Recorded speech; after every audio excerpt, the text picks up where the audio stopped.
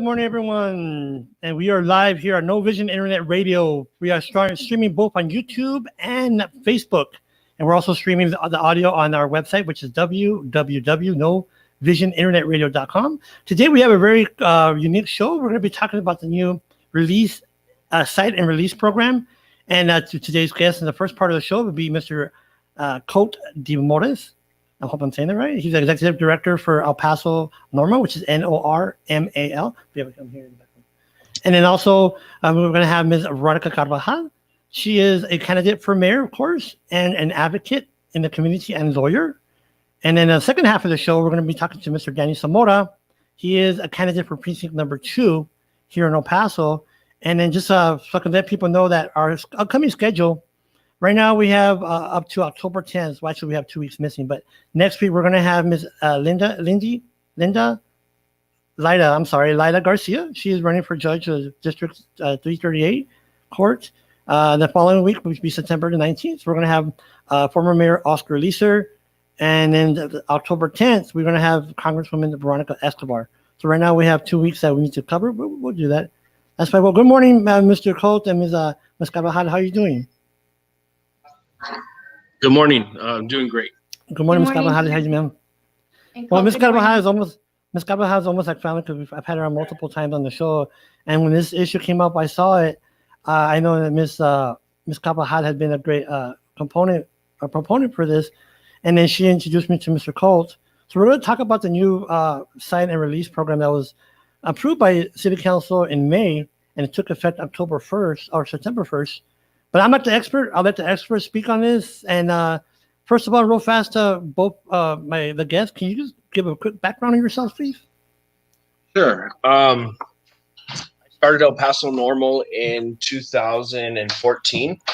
I did after, let me see the light. There we go. I did after I watched my mother go through her battle with cancer. I lost my mother in 2009. And my wife was actually battling cancer at the time. Before my wife was diagnosed with cancer, we were in the process of setting up the normal so I could educate El Paso and give El Paso a voice. But my wife was diagnosed with cancer. I put her on hold, and after she finished her chemo and radiation, I continued, and we kicked off in 2014. Since then, I brought Joe Moody on board. The month after we kicked off, I took a bill to him that was going through Washington, D.C. at the time. The city, not Congress or anything, but it was a local decriminalization measure that they were trying to pass, making it a civil penalty for $100 for anything under an ounce. And I took him the bill, and I told him, you know, if this is good enough for our nation's capital, it should be good enough for Texas. And he revised the bill so it would work with the Texas legislature. And ever since 2015, he's filed that bill and fought very hard for it. I've been trying to reform marijuana laws or educating the public for 10 years now, working actually within the state of Texas for the last 6. How about yourself, Ms. Carbajal? Thank you, George. I'm Veronica Carbajal. I am a candidate for mayor. And, you know, as I look at our city and county's policies, and often they dovetail, like in this case, the El Paso Police Department is one of the law enforcement entities that is arresting people for marijuana possession, even though it's a state law, right? So we have the county and the state prosecuting, but there is a relationship between these two entities. And so as I've looked, because of my candidacy, more and more at these issues, my goal is to be your mayor and to be able to administer public policy in a way that is smarter and is actually helping us break away from systemic injustice in every form. We know that people, kids even, who are you know, shoved into the school to jail pipeline, and adults are predominantly going to be poor. They're going to be brown. They're going to be black. Those are the folks that are most impacted when we have any kind of rule like this. And so my goal as we talk about this further is always three things. Is it good for the public to have this rule? Does it make financial sense in terms of our public dollars? And lastly, how does it impact economic development at the individual family level and then at the city level? And so I think that this particular new law is really important in addressing those three things. Well, let me ask you a question regarding incarceration, the rate of incarceration for low-level marijuana possession. I mean, that is a money drain for the county, isn't it? For the judge, for the jails? When it comes to incarcerating the inmates and whatnot? Yes. Or- Colt, I or don't know if even you the- want to talk about numbers, and I can talk about the process.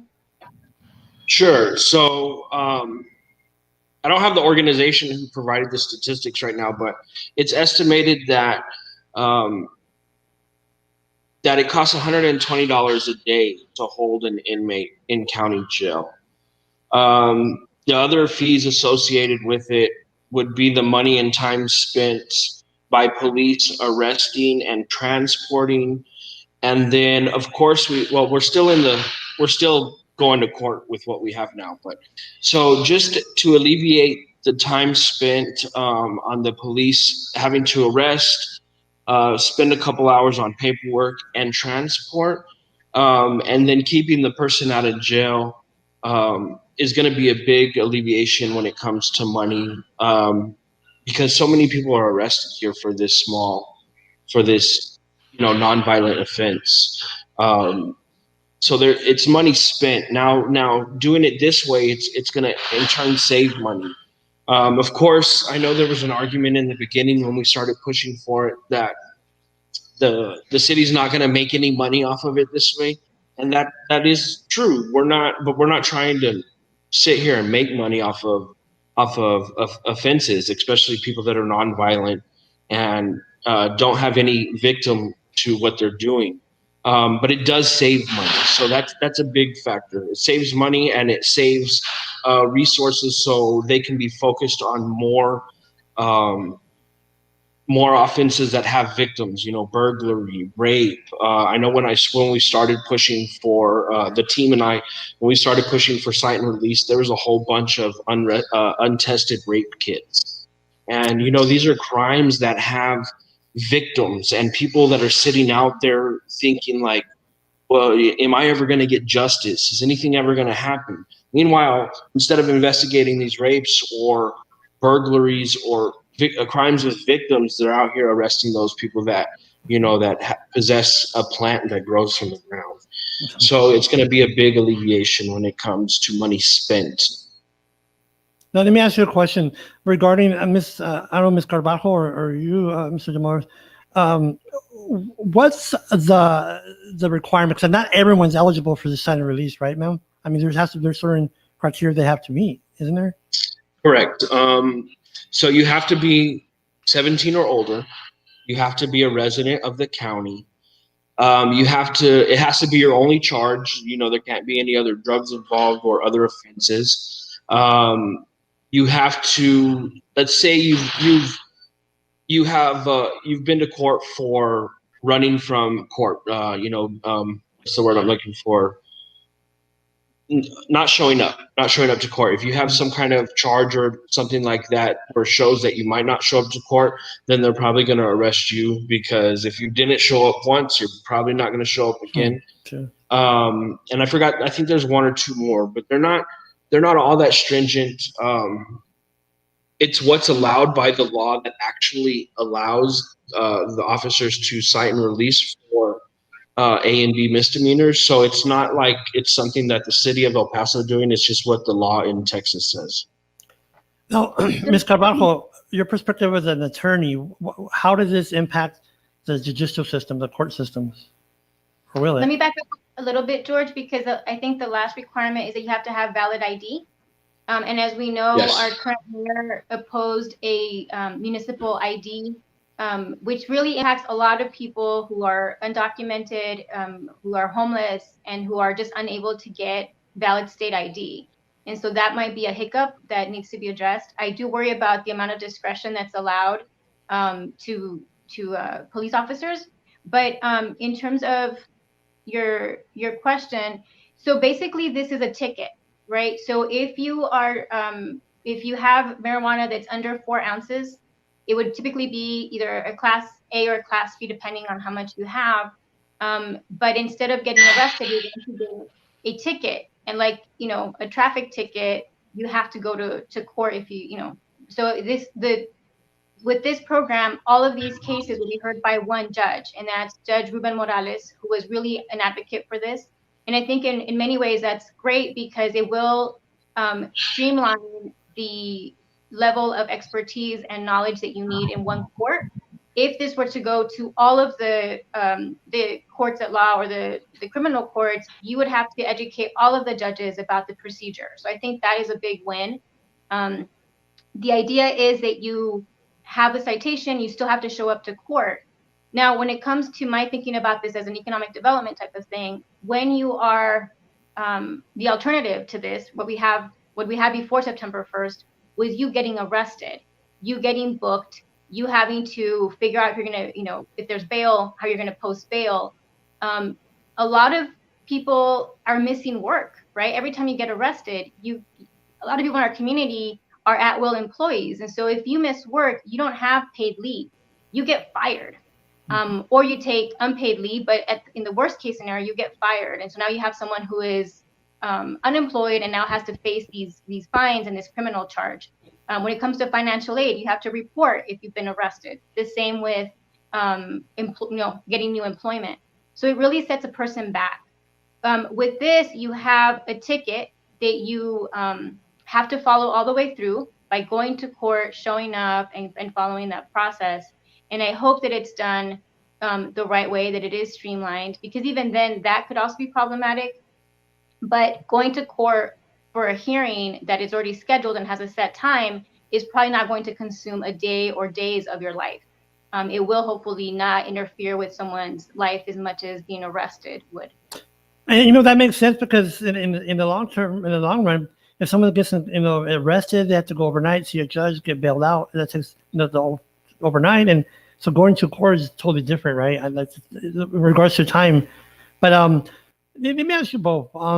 During this process, I know Ms. Carbajal, you're one of the individuals that approached the city regarding in discussions with this, right, ma'am? About this, I'm sorry. No, I didn't give public comments about it, but I have been in support of it, especially during COVID. I think that there was a really great piece written by 2 public defenders. One of them was Octavio Dominguez, about the need to prioritize crime and arrests during COVID.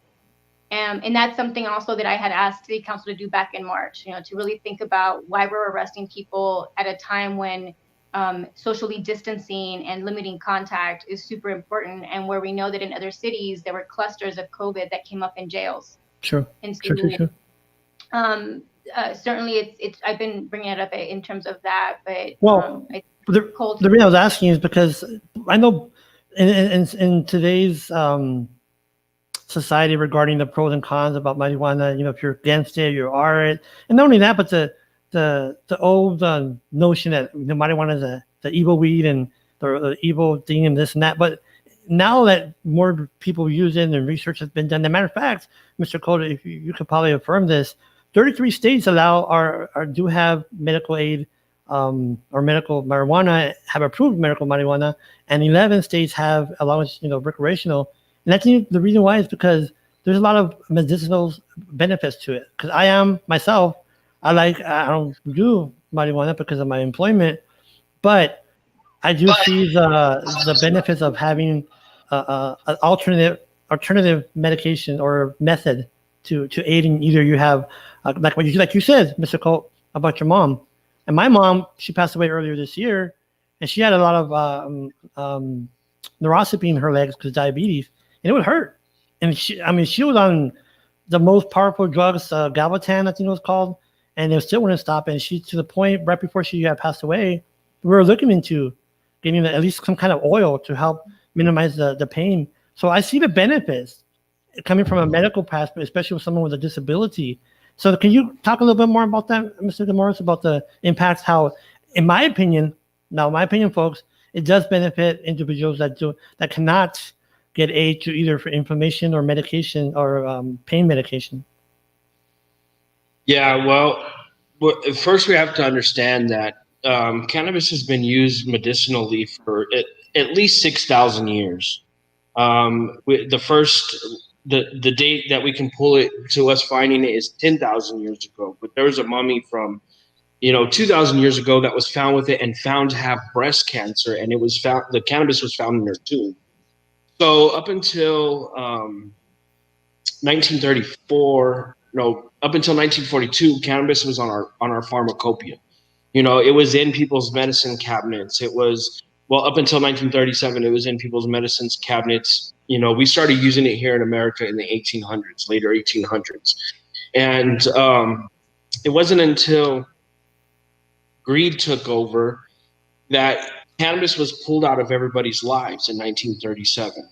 And there's many reasons why, and that's a whole nother story, but medical marijuana has always been used as medicine until 1930s.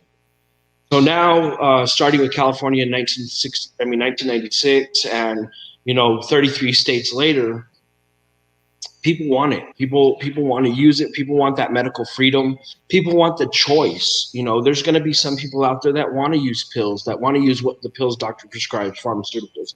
But then there are people that can't take those affect in very horrible ways. A lot of commercials we see on TV today tell us what a pill's going to do to you and what it could be used for, but definitely what it might do to you. Yeah. And people don't want to go through that. They want something that's natural, something that's going to help them, and something that's not going to harm them. And the thing about the marijuana is that if you're using it reasonable, because I've never heard of anyone that literally died from marijuana. Now, granted, they say it's a gateway drug, but hey, that's there's many discussions regarding that. And like I said, in my opinion, there are some benefits to it, and like I said, people need to do their research. And before you go, Mr. DeMorris, I know you have to leave right now. You have an event right now at 12 o'clock. Can you talk a little more about that real fast? Sure. So I work for Pecos Valley Production out in Southern Park. We're a medical cannabis dispensary. As of right now, we don't have any medicine in the facility. We're still waiting on a couple more things from the New Mexico Department of Health. But we will be having we're going to have doctors out here today on site for New Mexico residents. If you're already a card holder, we're going to have the doctors here if you need a new renewal. If you're not a card holder, we're going to have the doctors here so you can talk to them. And if you are if you hold a recommendation from out of state, you can come in and we will enroll you into the New Mexico the reciprocal patient program, and that way you can access cannabis in New Mexico. Where can they go for that? Where's the location? It's going to be in Southern Park, 1925 Appaloosa. And it's kind of across the street, not from the front of Western Playland, but the side of Western Playland that Southern Park goes down. The street's right on the side of that. Okay. And now going back to the sign and release program, I guess opinion from both Ms. Carbajal and you, Mr. DeMorris. Do you ever see the dates or the day that Texas becomes another state that legalized marijuana? You want to take this one first? I think that the more that we get progressive people elected into office, and when I say progressive, I think of people who are thinking smarter and more just about the way that we implement law. The fact is that the things that Colt has brought up, really, we have to address the prison industrial complex, right? The fact that prisons are a big moneymaker. The fact that even if you look at the fees associated with the Class A's and Class B misdemeanors, we're talking about up to 180 days in state jail or up to a year for Class A from fines of $2,000 to $4,000. Like, we are banking on people's imprisonment. we're creating jobs around this industry. We're creating jobs around people losing their freedom, and more than that, like I said, losing economic development opportunities down the road. And so I always say, just follow the money upstream and downstream, and who are the pharmaceutical companies donating to when it comes to political leaders. What is really the rationale behind any of the rules that we have, and who are the victims of the rules that we have? And in this case, I think you start to see some pretty obvious patterns of why it is that we're so entrenched in this thinking. And some of it is racialized, no doubt about it, right? The fact that you have people of color who are bearing the brunt of these policies and who don't have the political power is indicative of a lot of systemic racism entrenched in a lot of our rules. And when people don't care, that is also, I think, indicative of racial, maybe implicit, but it's still racial bias.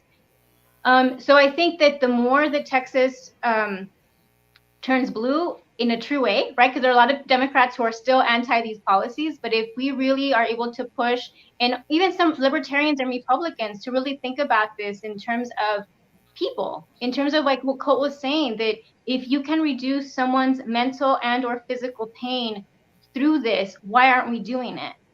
Why are we, not encouraging people to find something that will alleviate their pain? And the thing is about that, just so people know, I am posting comments so you can see both Mr. DeMorris and Carbajal. I'm putting comments from Facebook on the screen so you can see them. There is a question about, is this available for Roku? I'm not sure what that meant. Do you know what that means, Mr. DeMorris? I do not. Okay, I'm just wondering if that's like a legal term or what kind of term. I wonder if it's a medical condition. I haven't heard of it. But can I touch on the Texas subject real quick? Sure. Okay. But Ms. Carbajal said, I see the comment. Can it be viewed on Roku? They're asking if the stream could be viewed on the Roku. Oh, I'm sorry. No, it can't. No, I'm sorry. I thought it was now we get it. But to add to what Ms. Carbajal just said, because that she laid it out perfectly. But you got to think of who has the power here. So in majority of states that have reformed their marijuana laws, either medicinally or for recreational purposes, it was done by the people voting. They passed initiatives, and it was the people that had the power. In Texas, we don't have ballot initiative, and we don't have we can't do petitions. We're left at the mercy of the people that we elect, the people in power, and the people that control our lives with the laws that they make and pass. So so you can watch it on YouTube through Roku. I see a comment. So okay. Sorry. But so in Texas, none of our laws have changed for the. If it were left up to the people, if the people had power, we would have medical marijuana, and I'm pretty sure we would have legal recreational marijuana. But we're left at the mercy of lawmakers. So if Texas is going to be last, it's because of the people we keep putting in the office. Well, one thing I have to say real fast, I know you have to leave right now, but the thing is, you would think lawmakers would see the benefits, the financial benefits. Like, for example, I remember back in the day when Washington State first initiated the recreational marijuana. I think it was in the first 6 months. Now I'm wrong, could be wrong now. I think it generated over hundreds of millions of dollars of revenue, and I think that would be really beneficial for Texas to help with with deficits we have here in Texas. So I don't really just see. Because I know back in the day the concept was, well, we can't tax it, so that's why we're not going to legalize it. But now it can't be taxed, so I just don't see why Texas hasn't jumped on board regarding, making it available. And so that's, like I said, my opinion. Yeah, you got to think. Yes, it's going to bring in a whole bunch of revenue, a whole bunch of tax dollars. We're talking millions upon millions. The Texas economy is huge compared to these other economies that are bringing in, multiple millions of dollars. But even though it will do and bring in so much revenue for the state of Texas, right now, politicians are lining their pockets by pharmaceutical companies. So they're the ones making money. Mhm. Now, if we legalize it, it takes that money out of their pockets. Of course, it brings it to the state of Texas and to our revenue, but it takes it out of their pockets. True. So that's something that we've got to fight. That's why it stays illegal, because of the people that are making money off of it being illegal. You know, it's going to take money from their pockets. True. You're right. That's where we got to, that's the big thing we got to see. And that people don't realize that the pharmaceutical companies, they actually pay. I mean, people probably didn't know this, but pharmaceuticals actually pay companies or pay doctors to write out prescriptions. So, and you've seen this, I've seen this. I've gone to my doctor, and then one time I told him I had anxiety, and because due to my vision loss, and he just wrote me out a prescription without no blood test, no nothing. And I went home, and that made me think. I'm like, wow, he just wrote me a prescription for this. And I looked it up for the medicine. It had all these side effects. And I'm like, that kind of got me thinking, like, wow, this guy just wrote me a prescription for nothing, for this powerful narcotic, without even doing, if I was, for blood tests and whatnot. So that's what people need to see, that, when you have, bureaucracy where people are making money off of this, especially pharmaceutical companies, you're going to have a long road. And that's what I do appreciate what you've been doing, Mr. DeMorris, of making this, advocating for usage or legalizing marijuana. Because let me ask you one more last thing. What do you say to those individuals that say this is a bad thing, that marijuana is a gateway drug, and all this negative notion? What do you say to them? 'Cause I know you've had that question. Yeah, well, it's common. It's very common. For one, who is anybody to tell anybody what they can and cannot put into their body if they're not hurting anybody else? True. No victim, no crime. Number two, alcohol can be argued as the gateway drug. Mm-hmm. A lot of times, especially in the culture like around in our city, a kid's had a drink of alcohol from a birthday party that all the parents are drinking at, by the age of 9 or so. So alcohol can be a gateway drug. A lot of people are finding that they can use cannabis to pull off of harder drugs, meth, heroin, alcohol. It helps them get back to a healthier lifestyle. So it's more of an exit drug for a lot of people. A big thing that they see are the statistics of how many people are in rehab for marijuana. Well, one reason that is so high is because these people get caught with it, get placed on probation. They might come up dirty in a UA, and the probation officer is like, well, you can either go to rehab or you can go to jail. What are you going to pick? You don't want to go to jail. So all these people are picking these rehab. So it's boosting these rehab statistics up to show that a whole bunch of people are there for marijuana. Well, a lot of them are there because they don't want to go to jail, Sure. And it's an alternative to jail. Yep. So I can sit and argue all day if somebody wants to say it's bad, and the only thing that they can provide is their opinion on why it's bad. They can't provide facts. It's never killed anybody. It doesn't, you know what I mean? We have a whole bunch of scientific studies that show the benefits for many reasons, whether it be cancer, epilepsy, all kinds of stuff. Let me tell you real fast on that, Mr. Morris, and remind me of this. I have a friend of mine. His cousin or some relative was having seizures, folks, 4 to 5 times a day. I mean, just constant. He was a young little kid, constant seizures and seizures and seizures. And he had called me, and we're talking about something else. I mean, weeks or months later, or sometime later, we spoke again. I asked him, how's your family member doing with epilepsy? He goes, you know what, George? You're not going to believe this. He bought, what do they call CBT, Mr. DeMorris? They bought it, put 2 drops in the morning and 2 drops at night. And guess what? The kid, the little boy, went from 5 to 4 seizures a day to 1 a week. Mind you, he had gone to physicians, he had gone scans, he got medications, he even went to quad. But I'm like, wow. So that right there, that let me know, you know what? There are some benefits to that. That can, it's going to impact everyone the same, but if it helps, hey, I see why not. Yeah, I know of cases of like Alexis Bortel. She used to live in Round Rock, Texas, and they were big.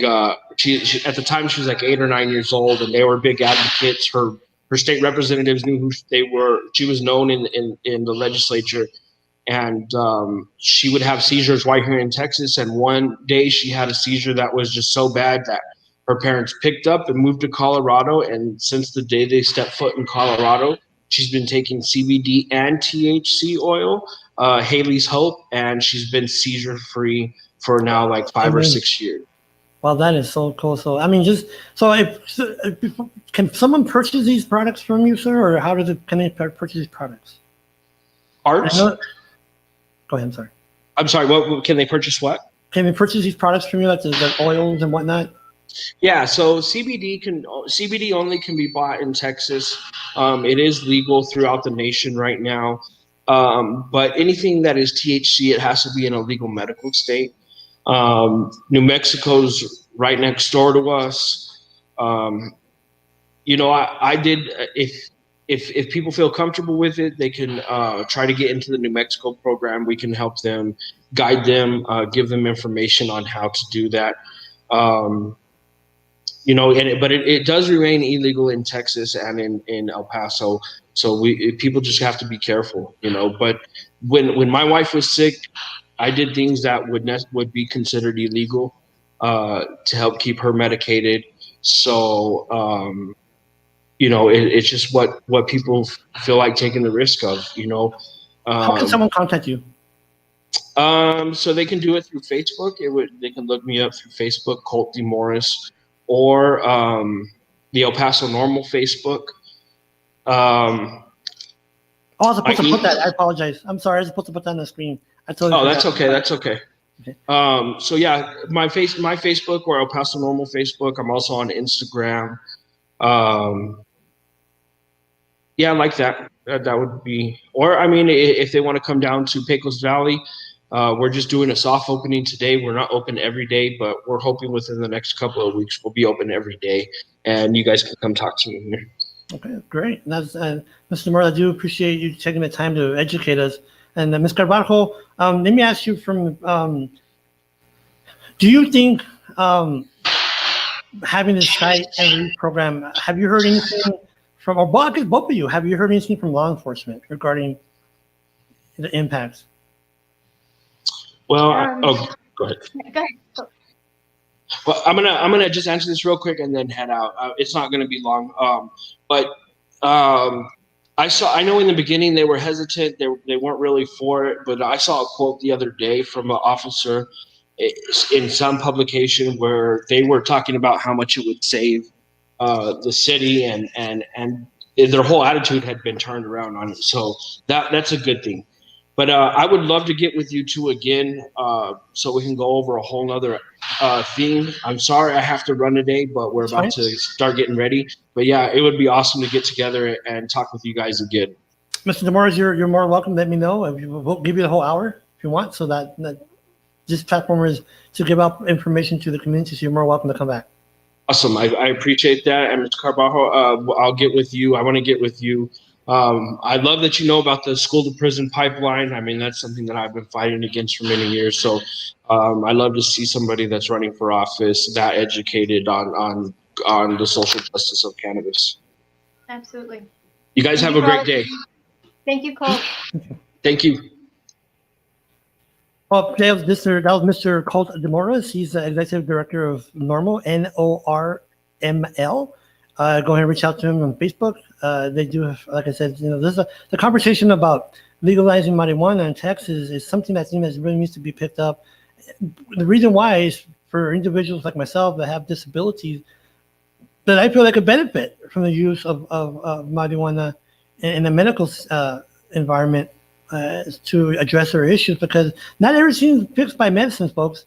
Medicines do have consequential effects that either damage the liver, damage the heart, damage this or that.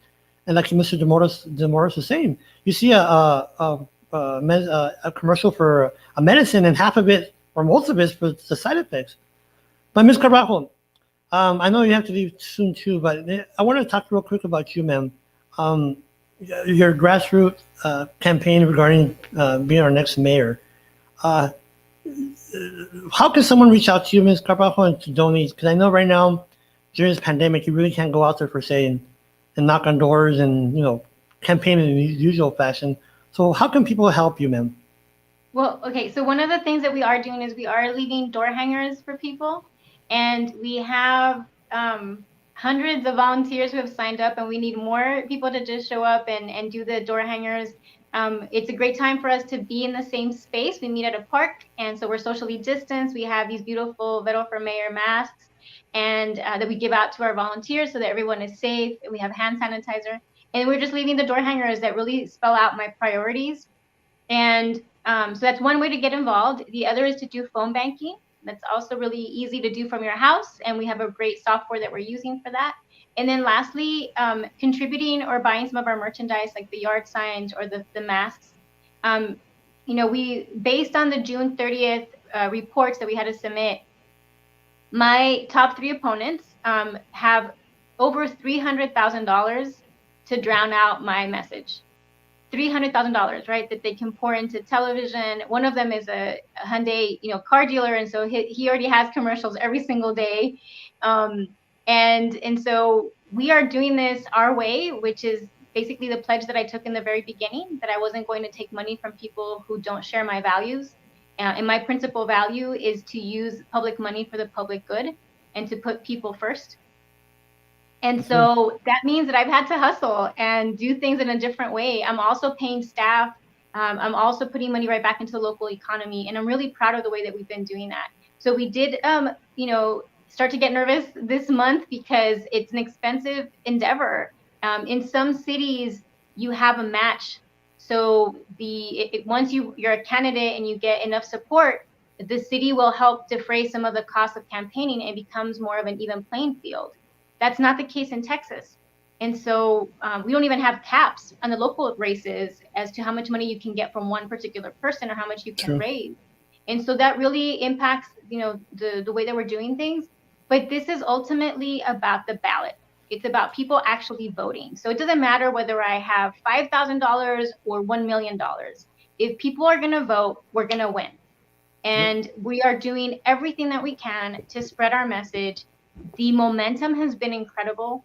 And I just feel that this is a time where people are really just paying attention and they're tired of business as usual. And so I think we're doing great. Even though it is very stressful at times to not have as much money as other people do, we have more people at the end of the day. And that's really what matters to me. And I think, I haven't shied away from issues like cite and release and transforming the police department and addressing COVID and things like that, because we need to talk about them. And I'm very privileged. I'm an attorney. And so I can look at these issues in a very different way. And I don't practice criminal law, but I did go to law school. So I remember my criminal cases. Right, you have something. Yeah. Yeah. And in addition to that, I know who to turn to. I know people who are public defenders. I know people who, work for other entities who can explain these issues to me. And I can understand the terminology. I know what questions to ask. And as Colt was saying, as someone who's been at legal aid, I really care about, what's the value of having a rule or a law? That's really what we need to think about. What's the value? And then what's the harm of what we're doing right now?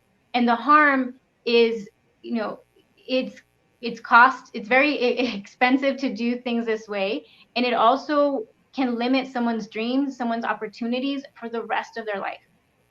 How do we break the poverty cycle is by helping people avoid these things, especially as we talked about the fact that this is a victimless crime. No one's ever overdosed from marijuana. And a lot of our veterans even use medical marijuana because they have paid the price for our freedom with their mental and physical health. Yep. So, Can I interrupt you real fast, Ms. Carbajal? You just said something that I didn't really realize until right now, which is, I've probably heard in the past, but I want the viewers to just think of what Ms. Carbajal said about overdose. I have the biggest right now is all the multiple states are suing pharmaceutical companies regarding what's that codeine? What's the overdose? I'm sorry, I went blank. The opiate. There's so opiates include things like heroin, but also they're a component of very strong painkillers. So if you're in a car accident and you hurt your back and you get a prescription for an opiate, they have a medicine that has an opiate component or ingredient, you have a very high risk of becoming addicted to that medication. Yep. Addictions are terrible, right? They're terrible, especially when it comes to opiates. And the prescription opiate overdose in 2018 was nearly 15,000 people in the country. And these are legal drugs, right? Yep. Legal drugs that are being used to kill people because of greed. There have been all kinds of investigations about doctors that were, basically selling prescriptions instead of being very diligent and careful about who they were prescribing these medications to. And as Colt was saying, if we take away the greed and we focus on the science, we're going to have a very different set of rules and very different set of results. And that's what we need to focus on with everything that we do. But in this particular issue, opiate addiction is no joke. It is taking away a lot of our people, either temporarily or permanently, and we need to figure out how to break that. And if it's marijuana, then it's marijuana, and let's do that in a way that's humane and that's smart. Because Mr. Carbajal, I'm glad you said that, humane, because at the end of the day, folks, I understand using medicines in some aspects they help, but when it comes to pain and stress and inflammation, sometimes certain medications don't help. Like my wife, she'll attest to this. She'll tell anyone. She's been on medications for many, many, many years because of her arthritis. Now it's starting to impact her health-wise. And me and her have seriously talked about, what alternative medicines are out there, like like Mr. DeMorris was saying, if cannabis is the answer, maybe we should look at that, because at the end of the day, I want her to be not in pain and also have a healthy alternative where it's not going to impact her kidneys or liver or stomach or whatnot. And a lot of these drugs, Ms. Carbajal, they're just dangerous. Like, for example, I was talking about earlier, the anxiety medicine. If I didn't read the side effects and I started taking it, one of the side effects is you cannot go, quote unquote, cold turkey, because there's a propensity for suicide, suicide thoughts. So I'm like, wow, he didn't tell me this when he gave me the medicine. Right. So, so that's why I'm saying, it goes both ways. Do the research when you take these medicines, and if cannabis is a good alternative for you and you feel you should, use it, if it's going to help you at the end of the day, I see why not. Now, like you were saying, Ms. Carbajal, there's other medicines out there, or drugs. There's a difference now, folks. Drugs and medicine. Drugs is like cocaine and crack and crank and all this stuff, and then there's medicine for diabetes and whatnot. But what happens is sometimes that line gets blurred, and you're taking a medicine like Ms. Carbajal was saying for pain, and all of a sudden it filters into a drug where it's an addiction. And I'll tell you this, I'll be very honest. At one point, I was addicted to anxiety medicine, especially when I lost my vision. I was popping those things like candy, but then I started seeing the effects to myself, and I told myself, I'm going to stop. And I haven't. I try to do other stuff to distract myself from getting anxieties. And talking about anxiety, Ms. Carbajal, running for mayor, and we're switching subjects real fast, but I always wanted to ask someone this question. Absolutely. What's the anxiety level for you, knowing that you're going to get slammed, you're going to get this, or you're raising money? And so what made you say, I want to take on this level of anxiety? I always wanted to ask people, if someone's running for...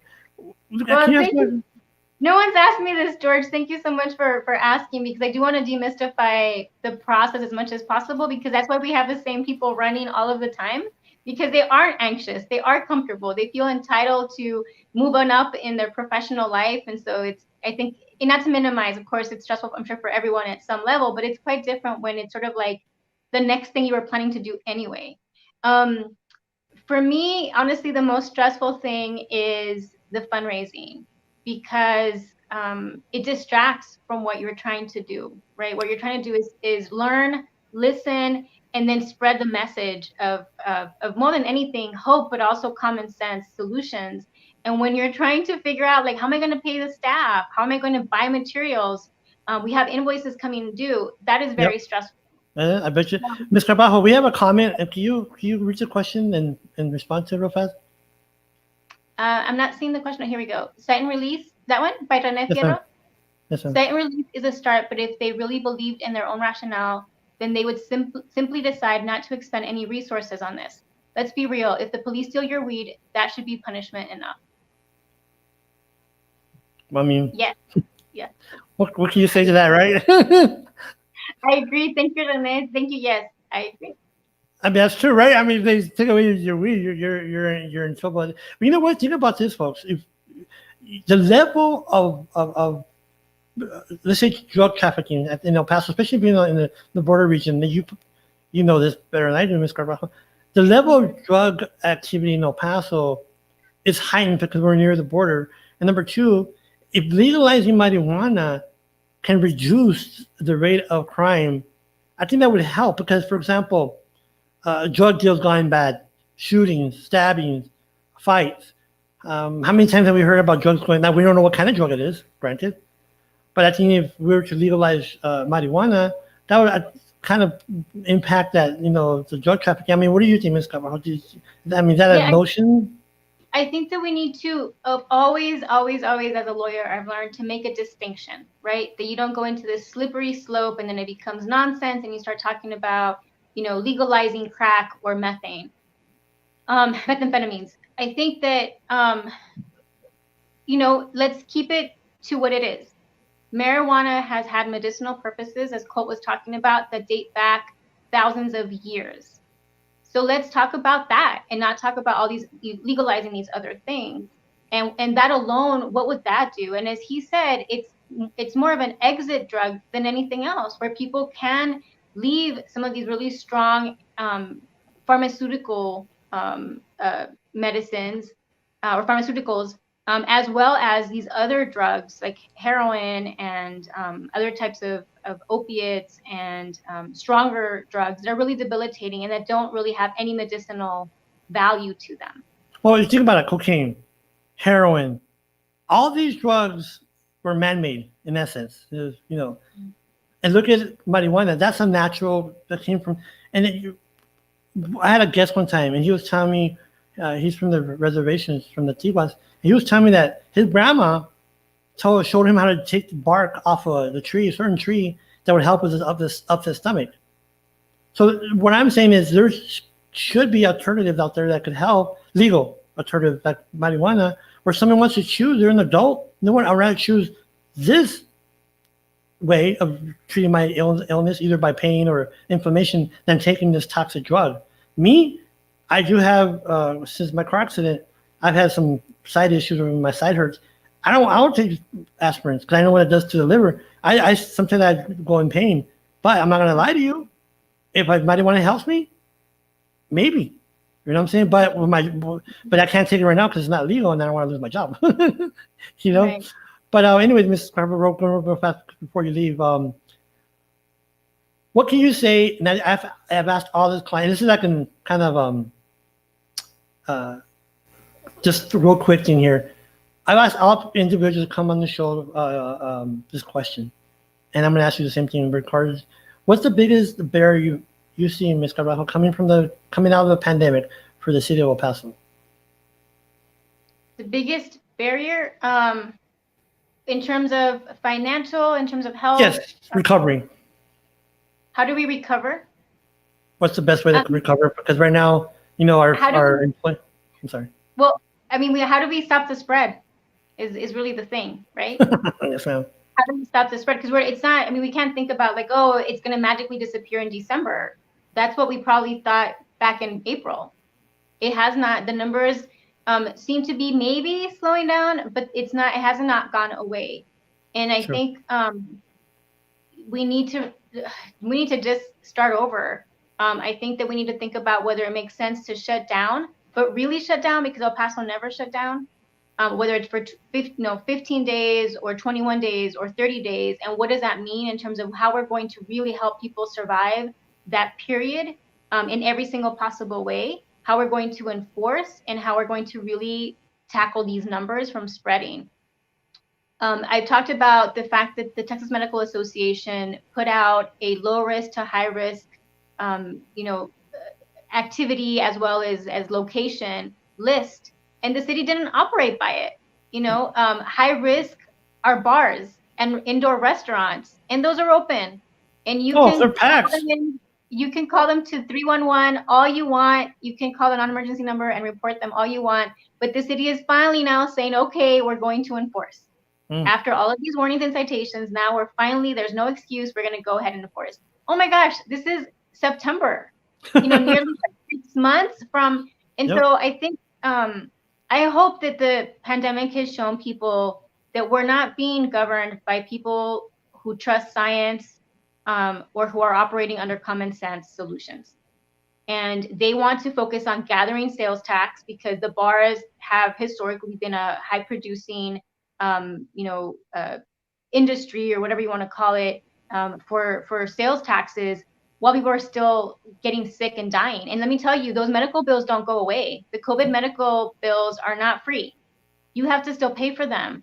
The funeral expenses, you still have to pay for them if someone passes away from COVID, not to mention like you being pulled away from your job or the physical pain of going through it. So it just, to me, has been very apparent that no one is driving the bus in a way that's going to take us out of this pandemic quickly enough, or in the most smart way.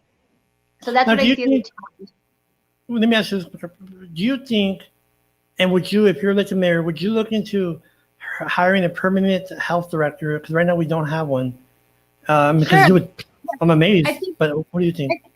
I think that's important, but we can't hang our hats on any one basket, right? Like, what's the point of having a great public health director who's going to say, you need to do X, Y, and Z, and then the police aren't enforcing it? Or there isn't enough messaging, right? I did outreach right out of college. That was my first job.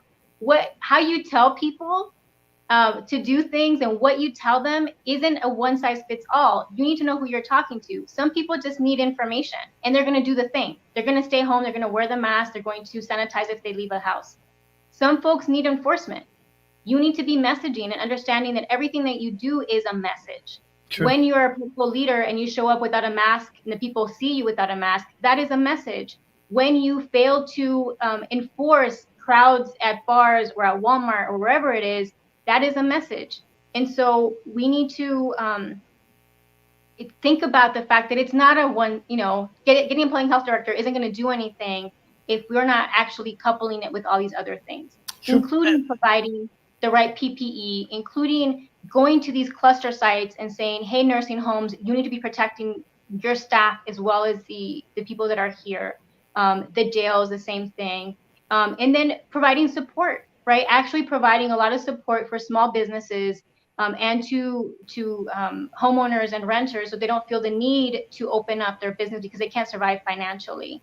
Sure. And so it's all of the things, not just one. And I think it is foolish to think that you are going to just hire someone who's going to save the day. And that's a problem with a lot of our politics. We think you get one person in office and you're going to save the day. No one can do that. No one can do that. It always takes a number of different strategies for different problems. True. You're right. Yeah, you can't say that any better. It's true. And before you leave, we have like 3-4 minutes, Ms. Carbajal. Now, if you can't provide information, that's fine. But what's this new thing about the CDC regarding the eviction? Yes. So that made us, as a housing advocate, it made me very happy, but also very nervous. And we've been, people at Legal Aid have been looking at it. People nationwide have been looking at it. Basically, the CDC said that renters cannot be evicted until the new year. And that's as a health precaution, right? The CDC deals with disease, including the pandemic. And so they're saying, look, we understand that if you are evicted, you are likely to go into a shelter where you're going to have more contact with people, and you can get the illness or become a spreader of the illness, etc. So housing, finally, the national government has said, we understand that housing is a health issue. That's fantastic. And it went into effect yesterday. How it's going to get implemented is still up in the air. There is not, you know, I still feel very nervous about telling people, like, don't worry, you can't be evicted, because we don't know how the local courts are going to take it. So basically, in Texas, evictions are handled through the Texas Property Code. And the counties are the ones that actually, you know, handle the lawsuits, the hearings, and then ultimately the writ of possession, which is how you're removed from your home. And that's a constable, right? The city doesn't get involved with any of this. It's all about the county. And so the justice of the courts are the ones that have exclusive jurisdiction over these hearings. And we have actually a couple of hearings set for next week. And so some of our attorneys, not me, but other attorneys are handling those to see if this is actually going to be a moratorium that we can hang our hat on and tell people, don't worry. Now, here's the thing. None of this means that you are free from paying your rent. It also doesn't, as far as I know, mean that your landlord, if they have a mortgage, isn't going to get foreclosed on. Because that's the other issue. If they can't pay the mortgage because you're not paying the rent, they get foreclosed on, you're going to end up on the street anyway, right? Yeah, true. I mean, something. So to me, it's a lot of unanswered questions. But there is a rental program available through the city and the county. People need to apply through Project Bravo or through EP Rent Help. And I think that the landlords that were thinking, like, I don't want to do this program because I have to do a 10% discount and I have to, like, not evict them for a little bit. I think they might be convinced to do this program if it means that they can evict the person anyway. Yeah. So I think as a pressure point for landlords, this could be a really great tool to help people access that money. And that's like I said, education is crucial for like, am I going to get evicted or I'm not? So, you know, individuals just do your research regarding, you know, because I know it's scary knowing if you're not going to be evicted or not, if you're going to be living in the streets. And I'm just amazed that the CDC took them, how many months? 4 months to really realize that, you know, evicting people into the streets is not a good way to handle the crisis, the health crisis. So I don't know about that. But anyway, Ms. Carbajal, I do appreciate you coming on. You're more than welcome to ever come back on if you want, ma'am. You know that very well. I've had you on the show several times. I wish you a lot of luck for the coming elections, which is less than 60 days? It's coming up pretty quick. And early voting is October 13th. We really want folks to learn about the campaign and vote early for us if possible. You know, the last thing we want is people to find out about me after they've already done the early voting. And so we really are pushing for October 13th as a date where everyone should hopefully know about what we stand for and what we're fighting for. And I so appreciate you, George, because you're always on top of the issues. Thank you for bringing up the evictions. For bringing up all of these other things. You're, you know, I've told you this before, you're a community treasure, and I so appreciate you and Lourdes doing so much for our community to just speak about issues that matter to everyday El Pasoans. Yes, ma'am. Thank you, ma'am. I appreciate that. I do appreciate it. So, well, Mr. Bajo, we're going to go and take a little break here to let our next guest in, and God bless you, ma'am. And like I said, you're more welcome to ever come back onto the show, okay? Thank you so much. Thank you to you and Lourdes. And bye-bye, ma'am. Okay, bye-bye. Well, folks, that was Miss Veronica Carbajal. She's running for mayor she's on the ballot number 5 for the mayor race. If you like what you hear, pick her, because she is running a grassroots organization. It is hard to raise money, folks, so if you could help her out, you know, please do that. But at the end of the day, you know, if we don't go out there and vote, it really doesn't even matter, right? So please go out there and vote for her, sir, for Miss Veronica Carbajal. And we're going to have Mr. Danny Zamora right now. So as soon as he comes out, I'll bring him into the show. But I'm going to go ahead and take a little break here real quick. And hopefully when we come back, Mr. Danny Zamora will be with us, okay?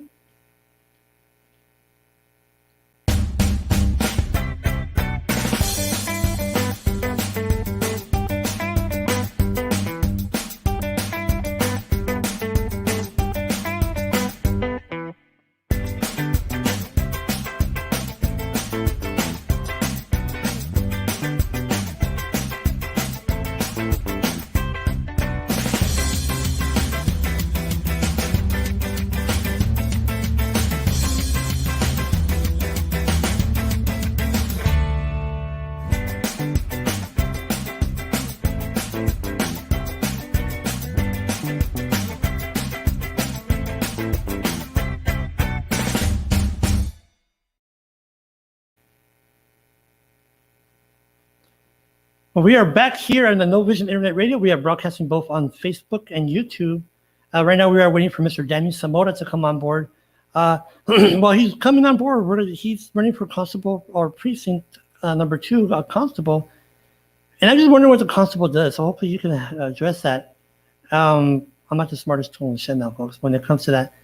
Mr. Jesus Bautista, my co-host, we're having some technical difficulties. Unfortunately, he couldn't join us.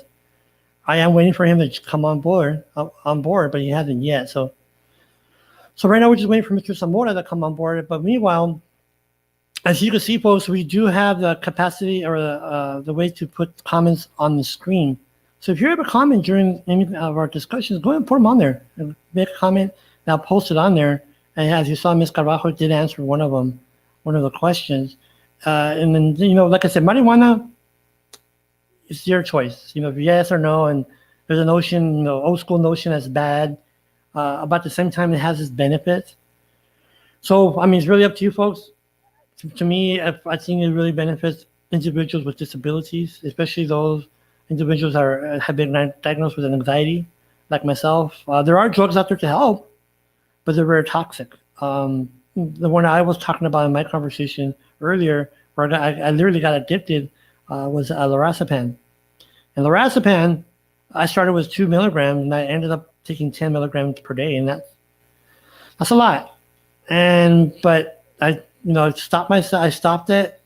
I guess found other ways to deal with it, either by techniques, like, for example, getting up and doing stuff that will distract myself. And so I hope you're enjoying the show right now. I'm trying to kill time for Mr. Zamora to come on board.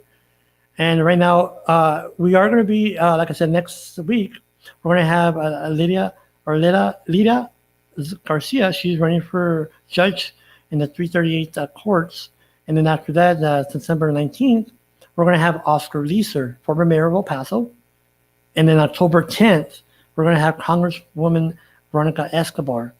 And hopefully during those other 2 weeks, the week after the 19th, which would be the 26th, and October 3rd, we should, of course, get other more guests to come on board. So we're just waiting, like I said, we're waiting for Mr. Danny Zamora. Hopefully he's not having issues coming on board. Okay, it is 11:30, so we'll just continue talking. I want to mention something. I don't know if you saw this, folks, but Socorro has issued a statement that they are going to go ahead and move the start time. 1 second. I think that is Mr. Zamora, so I'm going to go ahead and put this on hold real quick.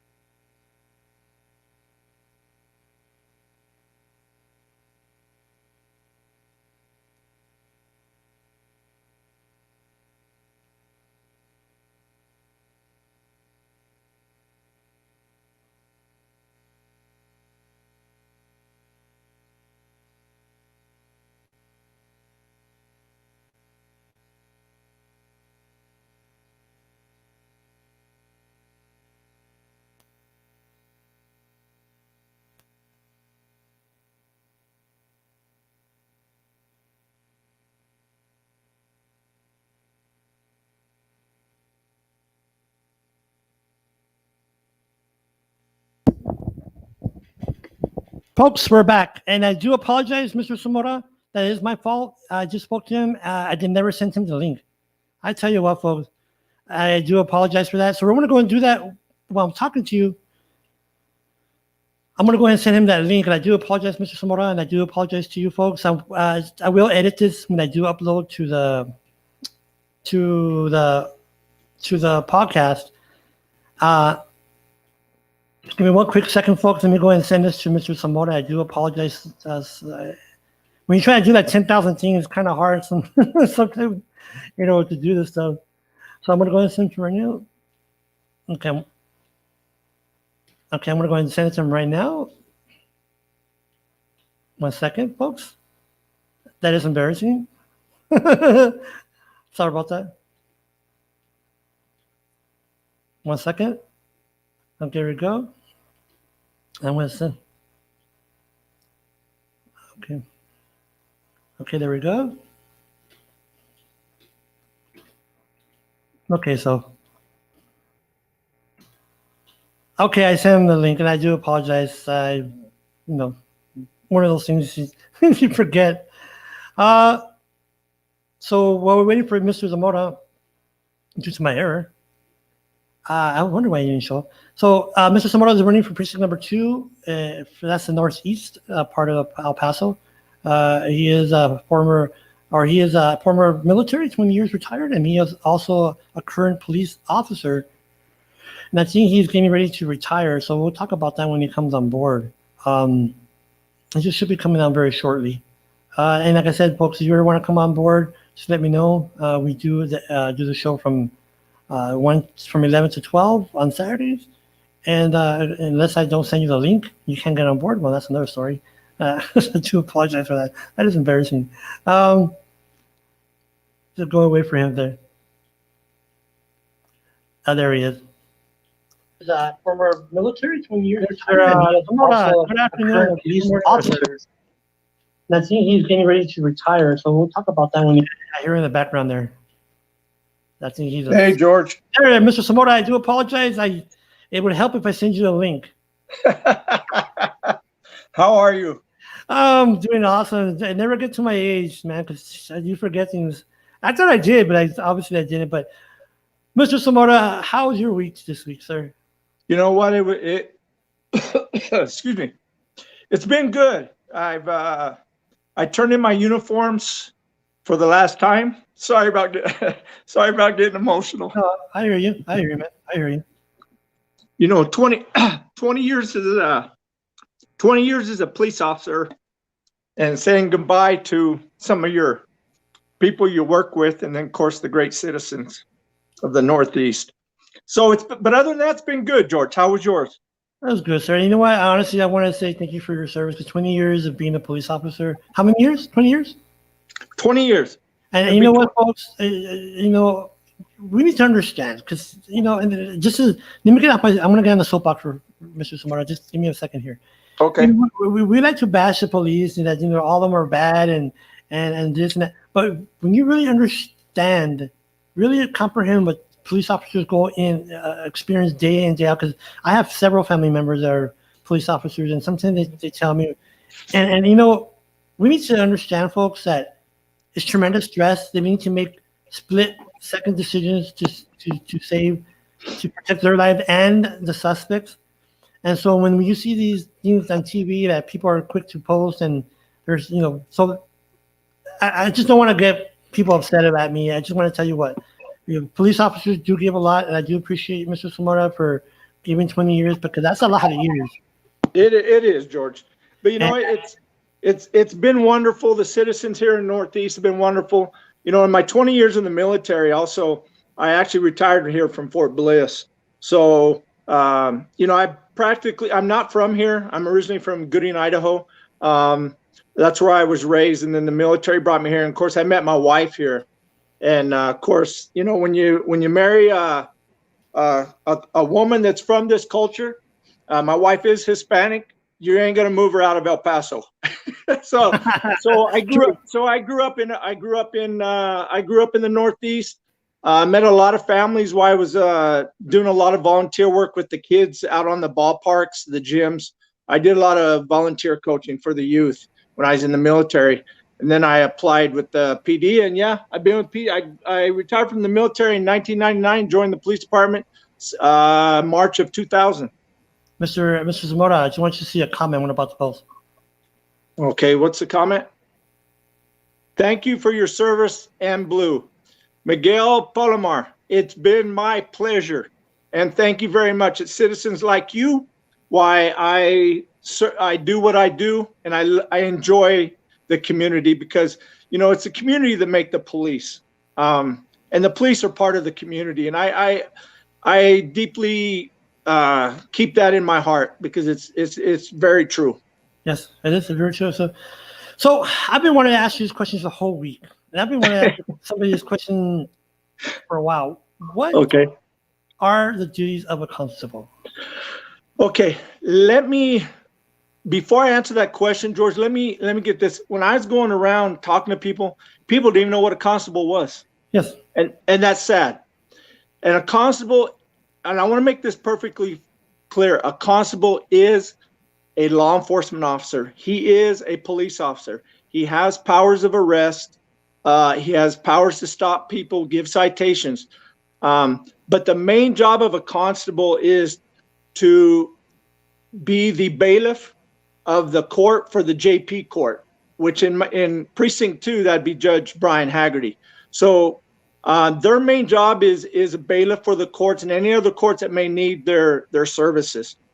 Also, they do evictions. They serve papers to the citizens, not only in all over El Paso, but they can go outside the county also. So they have a little bit more jurisdiction than just a police officer within the city limits. So a constable can arrest? They can make a stop and whatnot? Yes, sir. They sure wow. can. I didn't know Yes. that. Yes, Okay, sir. okay. They have powers of arrest just like a normal police officer. The thing is, they don't do too much of that though, George, because they do a lot of civil serving civil papers like evictions, people that are in default, repossessions. That's what their main job is on the civil side. But that doesn't mean, George, that deputy constables and the constables can't be more interactive with their community, which needs to happen. And that hasn't been happening here in the Northeast, and that's why I'm running. That's one of the reasons why I'm running. Let me ask you this question. Of course, you being a police officer probably impacted your decision, but was there like a singular thing, Mr. Zamora? Was it like a coalition of things that made you say, you know what, I'm going to do this? So is there something what made you run? You know what? There's a coalition of things, George, and I'll hit on some of them. One of them was personal. There was a deputy constable that came to my residence at one time to serve papers for somebody in my household. Not me. So I'll make that clear. Wait a minute. Not me or my wife. Not me or my wife. But anyway, and unfortunately, that individual, and it was my son, he wasn't at home.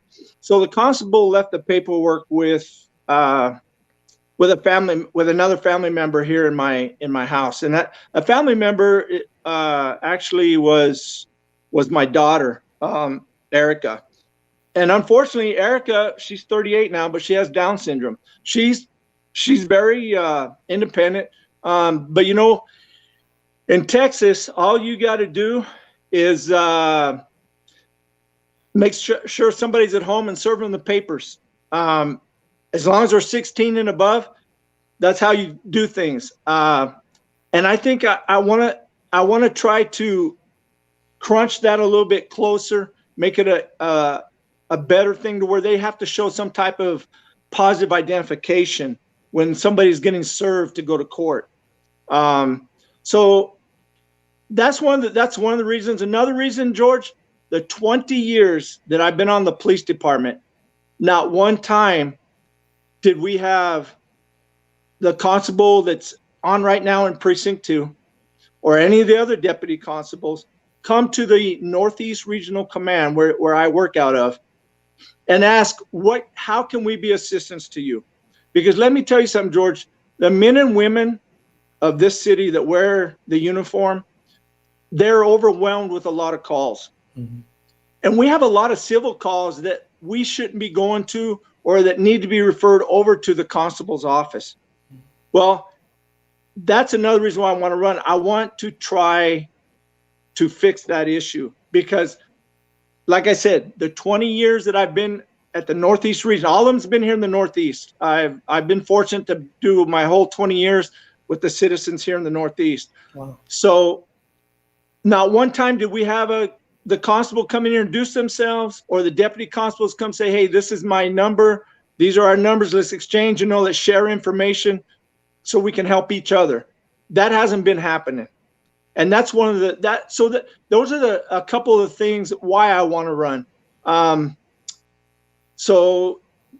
Well, let me share another experience with you. I called the office one time because I came across an incident that I wasn't sure how to handle because it was a civil issue. I spoke to the constable at the time, and the constable said that he would get back to me. Well, about 2 weeks passed. Well, in between that time, I did my own research. I self-teach myself a lot of ways, and I found the answer I needed. So I called the constable back, and I told the constable, "Hey, look, I already found my answer. I appreciate you." He said, "Oh, okay, and he hung up. So, Wow. what kind of service is the constable's office, or any constable's office for that matter, giving to our community if they're giving that same stuff to another law enforcement agency? That's not right. Yeah. Our citizens deserve better. Our citizens deserve to know who the constable is, just not by name, but by face also. And I've spoken with a lot of people that knew the person by name, but not by face. They don't even know who their deputy constables are. I don't, and you know what? You're right. I like in our district, our precinct. Now it's by precinct or districts, right? It's precincts. It's precincts, George. Yes, sir. And you're precinct number 2. So in a way, you make sense there, Mr. Zamora, because you want to, you know the name, but when you get to know the person that we're going to know you today, it makes it better to communicate. I have this saying, no communication leads to miscommunication. And like you said, that constable never reached out to you, and I think that's part of public service. Regardless what office, either constable or mayor, reach out to your constituents. If they have an issue, respond in kind and say, okay, not just, oh, whatever, but next. And I think that's what happens a lot in public service, is that people in general or public officials just forget. Right. That you get elected, you're working for us. You're our. That's correct. And the thing is that, but let me ask you one more thing. In your time, in you said 20 years, is that the only time you saw a constable, or did you ever see him driving around? Or was he? And I'm not trying to be negative. I'm just want to give an example. No, and you're not being negative. This is where the truth needs to come out, because when somebody gets elected, they need to make themselves prevalent to the community so the community knows who they are. Me personally, and anybody you talk to in the Northeast, and I've been in the Northeast a lot, I know this community, and I'm a very approachable person. I'm very personal.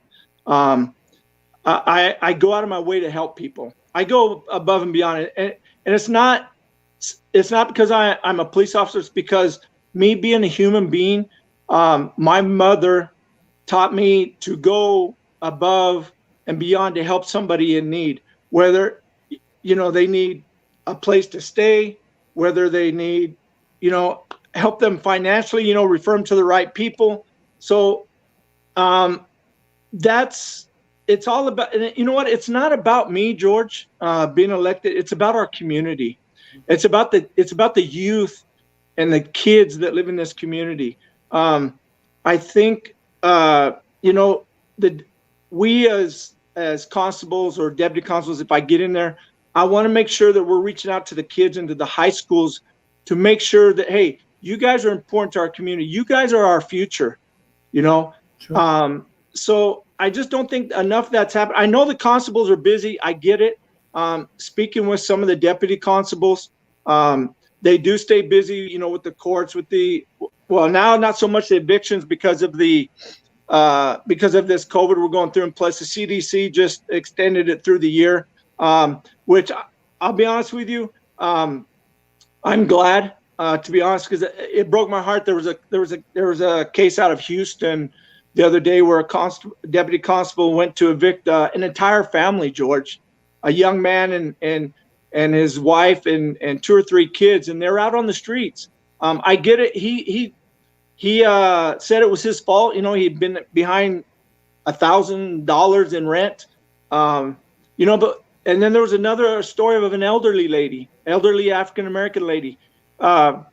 We don't do things like that to people, George. before you evict somebody, and I know the judge has the final say, we need to see what kind of underlying conditions they are. Sure. We need to try. Let me share a story that happened to a constable over on the east side. He came across a veteran, a military veteran that was getting ready to get evicted. You know what? He didn't serve that eviction, George. He made some phone calls to the families, and they weren't in El Paso. He waited for the families to take care of that veteran, to come and get him, so he didn't have to put him out on the streets. Wow. That's what a public servant is supposed to be doing. We have to have empathy, George. Okay. Let me stop you there. And I'm glad you're saying that, because during my time doing this, I've been doing this several years on different platforms, talking to candidates from congressional to mayors to et cetera, et cetera. And you know the person, and I'm talking to the people that are listening, not to you, Mr. Zamora. The people are listening and watching. And you see the person for whatever time, you try to capture the character of the person, and until you know like the background. And what I'm getting to, Mr. Zamora, where I work at, our field investigator, he's a former police officer. So I always ask him, hey, do you know this person? Oh yeah, do you know this person? Do you know? He goes, yeah, you know, you're the first person, Mr. Zamora, I can honestly say that he said that you were one hell of a cop. He put cop in big letters. And you know, he retired from the police force too. So that gives a lot of context to what you're saying, because you're not just talking for to be elected. Right. Just in my personal opinion, folks, just in my experience and what I'm saying regarding our field investigator, when you said about you, Mr. Zamora. So that gives a lot of prevalence to what you're saying, because at the end of the day, a character really builds a person, and how you interact with individuals, especially constituents. And I think what you're saying is not everything has to be black and white. You hear an eviction notice, you're out. Right. Be that way. And I think that you're looking beyond the box, and I think people appreciate that, and hopefully realize that and go out and vote on November. Are there any other candidates, Mr. Zamora, right now that you know? There is, George. I've got a gentleman by the name of Edward Senate. He's running on the other ticket. I do have an opponent in this election on this. But getting back to me, George, there's one thing I try to tell the younger officers, PD officers, and this is so true, because I get teased a lot at work saying, Danny, every time I go somewhere, they're mentioning your name. I said, look, just because you get upset because you hear my name out there, stop and listen to what people have to say. They just want somebody that's going to listen. Just because we wear a uniform, a gun, and a badge, we're no better than anybody else. We never have been. We're human just like them. They're going through a crisis right now, and we need to be there and help them whatever way we can. When I was on patrol, I would take my time when it came to kids, and I would stay on call 1-2 hours, just talking to somebody to make sure they understand that things will get better, but it's how you take control of that and move forward. Mm-hmm. And I think, I worked off duty at the Whataburgers, one on Lee Trevino and the one here on Trans Mountain for 12 years. Oh, so you really want to kick me out there, like? Actually, there was a gentleman that was blind that came in there. I didn't get his name. He would come in there a couple of weeks at a time, and he would just have me laugh, and I would sit down with him. And that's me, George. When I would meet these people at Whataburger, and I worked from midnight to 4 a.m, so that's when all your drunks were coming in, or just the kids, out of high school, the football games and all that stuff. But I would sit down and talk to them. I wouldn't stand there. Looks like I got a. It says here, Miguel, love Mr. Zamora's attitude as far as change comes from within. This is what we need. Good luck, sir. You have my vote. Well, thank you, Miguel. See, George, this is the type of stuff that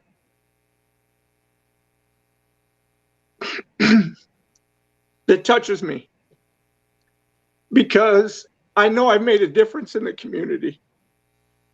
But And that's what I want to do. I'm going to continue serving the community if elected, because I feel, you know what?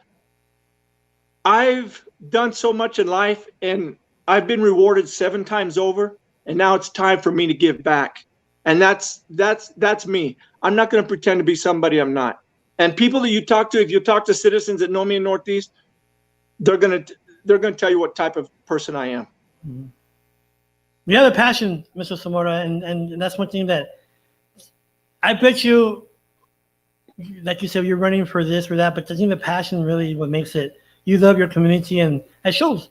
It shows. You're not faking it. I know, because I'm like that. I'm very passionate for I'm worse than my wife sometimes. But the point is, so I know what the passion is. Like for me, when it comes to disability rights, I have that passion. People tell me, why do you do it? Just that love for the community, which you have.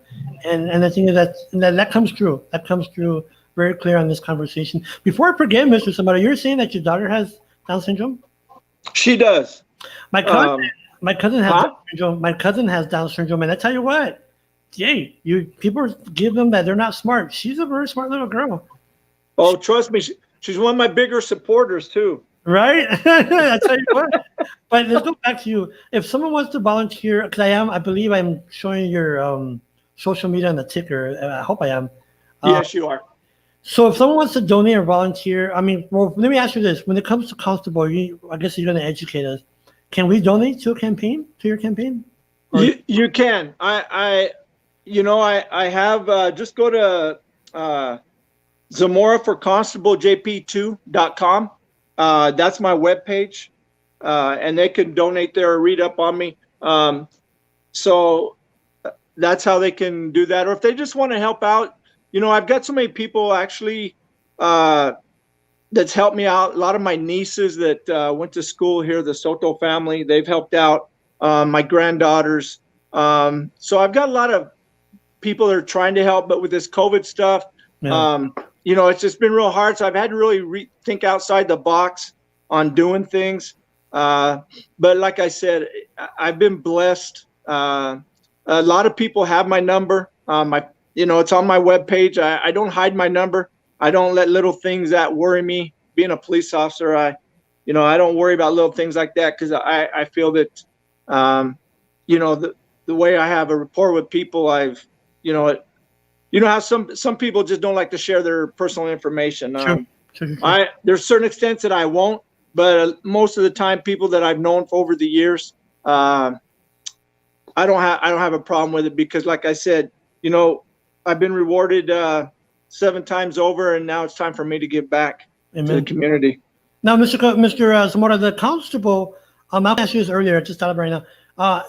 Is that a county? Is it paid through county funds or state funds, or how is that? It's a county. It's a county elected position, and you are paid through the El Paso County. So you don't deal with the city council. It's a county commissioner's court that the elected constable has to deal with when it comes to budget and stuff like that. Matter of fact, the budget in JP2 is pretty small compared to, let's say, Precinct 1, because of or even Precinct 5 or 6 over on the east side. And we only have, here in JP2, they have the constable, of course, and then they have the sergeant, and then 2 deputy constables. So that's the manpower, and each precinct is different, George. So It depends on how big the office is, and the budget. Okay. Now, for you, being in Precinct 2, just so people can know like a bigger picture of the office, do you have a staff, or will you be like individual person? How does that work? No, I have a staff. Basically, this is how I relate to people, that people don't understand how the constable's office works. The constable is something similar to the sheriff. Now, I know the sheriff is a lot bigger department. So the sheriff is an elected position, and he has all these deputy constables plus the jailers underneath him, his staff. The constables, each precinct has an administrative assistant, and then law enforcement officers under him or her. So we're our own entity. So I'll have my own little small police department, per se, here in the Northeast. I'll be in charge of that. So before we leave there, Mr. Zamora, I want to give you enough time because I know we're relating. Due to my fault, I didn't send you the darn link. That's all right. Don't worry And I'm about it. like- I've made mistakes in life. I'm like, what is going on? Because just so people know, this is a new platform, so I'm kind of getting this is the second show that we've done, and to get used to it. And it is a pretty nice platform. It helps if the operator knows what the heck he's doing. But anyway, so Mr. Zamora, what pulls you apart, or what stands you apart from the other candidates? So the voters know, because this is our main perspective here right now, anyways, for the show is to educate voters. So Right. Having said that, what stands you apart from the other candidates? Okay, first of all, I know how the budget works. It doesn't work with the city council, which he thinks it does. I don't know where he got that information from. Second of all is I've been in the community 20 plus years. I know the community. I know the streets of El Paso. I know the families of El Paso that I've been able to become friends with, and they became friends with my family. So it's a family affair. So I know the families. I've watched them grow up and have kids, and their kids have kids. And I don't think that my opponent has the experience that I have in law enforcement, the criminal side, or being a police officer. I know he states that he was a police officer somewhere down South Texas, and then he was a police officer on DOD. But I don't, he does, I don't, and I'm going to boast a little bit by myself. He doesn't have the experience I have as a 20-year, one city police officer working for the best department, I believe, in the nation. And that's El Paso Police Department and Chief Allen. So I know how the department was, pretty much ran as far as what patrol officers are supposed to do. And, when it comes to a lot of things that come from criminal and civil, I can distinguish between those. But I think the biggest thing is my honesty and my dedication and just the way I am with people. I truly love this community, and I think that distinguishes me a lot from him on that part. Coming from a voter's perspective, I want to say this. Sometimes I put my own commentary into the discussion, is that, having a person with experience trumps a lot of things. What I mean is, you being 20 years, to me, that's a benefit, because especially being in Northeast, that helps me understand, okay, Mr. Zamora is not just, he hasn't been here for the past 4 years, or, he's been in Lower Valley Precinct, or he's been in Upper Valley or downtown. He's been Northeast all these years. So he knows my community. I don't live in Northeast, but that's what I would say, talking to the voters. And the thing is, they need to understand that we want to show candidates are viable candidates or answers for the problems in Northeast. And mind you, the constable has a particular duty that he or she serves regarding the how they implement their jobs.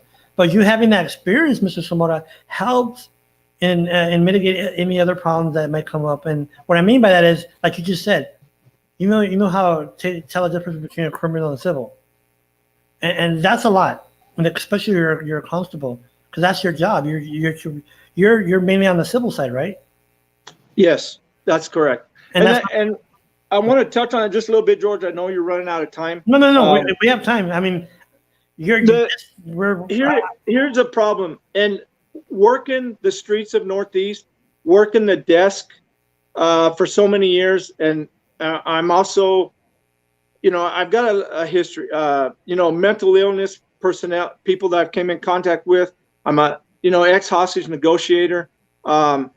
So, you know what? When I've seen so many problems come to the Northeast that should be related over to the constable's office, and that's where I'm going to come in, and I want to try to fill that gap, work with the Northeast Police Station and its officers and the administration, because the men and women here in the Northeast, they have more priority calls, hotter calls to go to than worry about a civil call that, and why are we going to keep a citizen waiting in the lobby on a civil call when it could be handled by the constable's office?